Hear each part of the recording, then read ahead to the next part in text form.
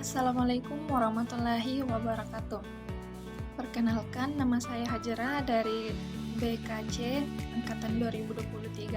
Nah, di mana di sini saya akan menjelaskan terkait dengan analisis atau beda film yang berjudul Ipar Adalah Maut. Nah, baik, langsung saja yang pertama yaitu ada persepsi sosial. Nah, persepsi sosial dalam film ini termanifestasi melalui cara pandang masyarakat terhadap hubungan antar ipar yang seringkali diwarnai dengan prasangka dan stereotip negatif. Masyarakat cenderung memandang hubungan ipar, terutama yang berbeda jenis kelamin, dengan kecurigaan dan ketidaknyamanan. Hal ini tercermin dari bagaimana lingkungan sosial dalam film segera membentuk penilaian negatif ketika melihat interaksi yang terjadi antara tokoh dengan iparnya. Nah, meskipun interaksi tersebut masih dalam batas kewajaran hubungan kekeluargaan. Namun, bias persepsi juga muncul dalam cara tokoh-tokoh utama menilai motif dan perilaku satu sama lain. Mereka seringkali terjebak dalam fundamental attribution error, di mana mereka cenderung mengatribusikan perilaku negatif orang lain pada karakter pribadi mereka, sementara mengabaikan faktor situasional yang mungkin mempengaruhi perilaku tersebut. Kesalahan persepsi ini menjadi pemicu berbagai konflik dalam film, menunjukkan bagaimana persepsi yang keliru dapat memiliki dampak serius pada hubungan interpersonal. Yang kedua yaitu sikap sosial. Sikap sosial dalam film ini tercermin melalui respon evaluatif tokoh-tokoh terhadap berbagai situasi dan hubungan dalam keluarga. Film ini menggambarkan bagaimana sikap terhadap peran gender, hubungan kekeluargaan, dan penyelesaian konflik sangat dipengaruhi oleh nilai-nilai budaya dan norma sosial yang berlaku. Sikap-sikap ini seringkali bersifat kaku dan sulit berubah, mencerminkan kuatnya pengaruh sosialisasi dan interaksi nilai-nilai tradisional dalam masyarakat. Kemudian, perubahan sikap yang terjadi sepanjang film menunjukkan bagaimana pengalaman langsung dan interaksi intensif dapat mengubah cara pandang seseorang. Tokoh-tokoh dalam film mengalami transformasi sikap melalui berbagai kejadian yang memaksa mereka untuk mengevaluasi ulang keyakinan dan nilai yang selama ini mereka pegang. Sebagai perjalanan yang kompleks dan tidak mudah, melibatkan pergulatan internal antara mempertahankan nilai-nilai lama atau menerima perspektif baru. Nah, yang ketiga ada konformitas.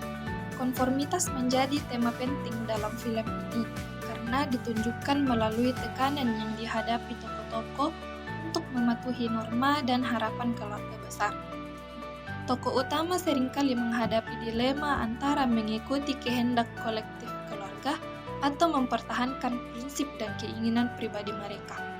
Tekanan untuk konformitas ini tidak terlalu eksplisit, tetapi hadir dalam bentuk ekspektasi sosial dan ketakutan akan penolakan atau pengucilan dari kelompok keluarga.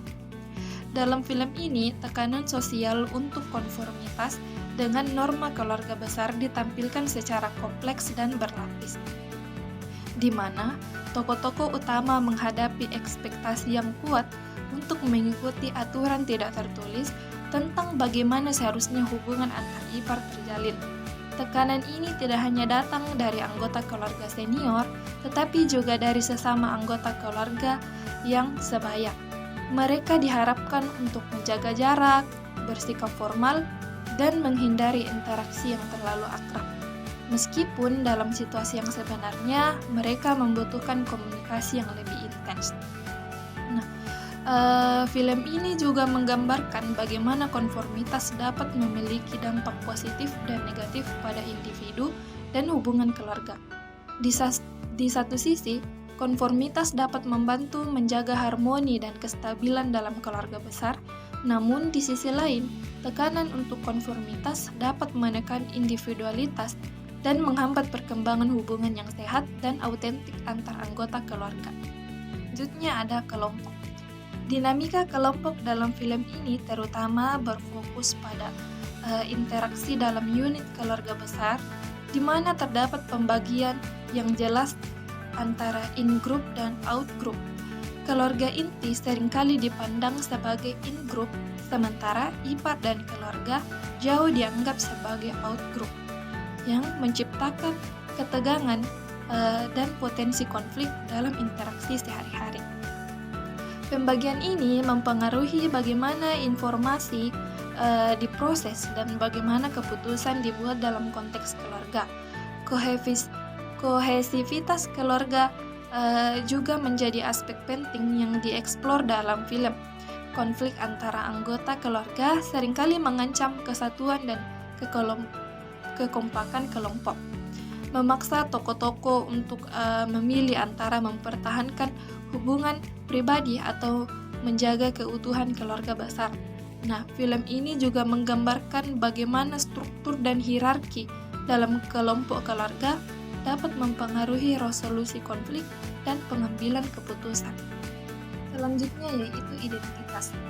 Eksplorasi identitas dalam film ini berfokus pada pergulatan tokoh-tokoh dalam mendefinisikan diri mereka dalam konteks hubungan keluarga yang kompleks. Tokoh-tokoh utama menghadapi tantangan dalam menyeimbangkan berbagai aspek identitas mereka sebagai individu, sebagai anggota keluarga, dan sebagai bagian dari masyarakat yang lebih luas. Konflik identitas ini menjadi lebih kompleks ketika berhadapan dengan ekspektasi sosial dan peran tradisional yang diharapkan dari mereka.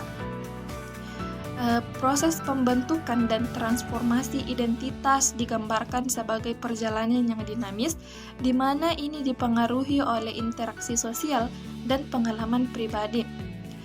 Film ini menunjukkan bagaimana identitas seseorang dapat berubah seiring dengan perubahan peran dan tanggung jawab dalam keluarga, serta bagaimana perubahan ini dapat mempengaruhi hubungan dengan anggota keluarga lainnya.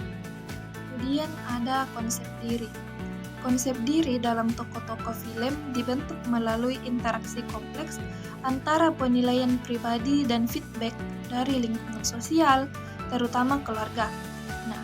Film ini menggambarkan bagaimana pandangan tokoh terhadap diri mereka sendiri sangat dipengaruhi oleh bagaimana mereka diperlakukan dan dinilai oleh anggota keluarga lain. Pengalaman masa lalu, terutama yang berkaitan dengan hubungan keluarga, memainkan peran penting dalam membentuk bagaimana tokoh-tokoh melihat dan menilai diri mereka sendiri. Perubahan konsep diri seiring perkembangan cerita menunjukkan sifat dinamis dan konstruksi psikologis ini. Konflik dan resolusi yang terjadi dalam film memaksa tokoh-tokoh untuk mengevaluasi ulang pemahaman mereka tentang diri sendiri, menghadapi kelemahan dan kekuatan mereka, serta mengembangkan perspektif baru tentang siapa mereka dalam konteks keluarga dan juga masyarakat. Kemudian yang terakhir ada harga diri. Harga diri menjadi aspek fundamental dalam dinamika hubungan antar tokoh dalam film, di mana tokoh-tokoh dalam film ini digambarkan berjuang mempertahankan harga diri mereka di tengah konflik keluarga yang kompleks. Penghinaan, penolakan, dan kritik dari anggota keluarga memiliki dampak signifikan terhadap harga diri tokoh, mempengaruhi bagaimana mereka berinteraksi dan membuat keputusan dalam hubungan keluarga. Film ini juga menggambarkan bagaimana strategi coping yang digunakan tokoh-tokoh untuk melindungi dan mempertahankan harga diri mereka. Beberapa tokoh juga memilih untuk menarik diri atau bersikap defensif, sementara yang lain berusaha membuktikan diri melalui pencapaian atau konfrontasi langsung. Proses pemulihan harga diri setelah mengalami penghinaan atau penolakan menjadi bagian penting dari karakter dalam film yang menunjukkan pentingnya dukungan sosial dan penerimaan diri dalam membangun dan mempertahankan harga diri yang sehat. Nah, itulah tadi terkait dengan analisis beda pada film yang berjudul Ipar Adalah Maut. Sekian dari saya. Assalamualaikum warahmatullahi wabarakatuh.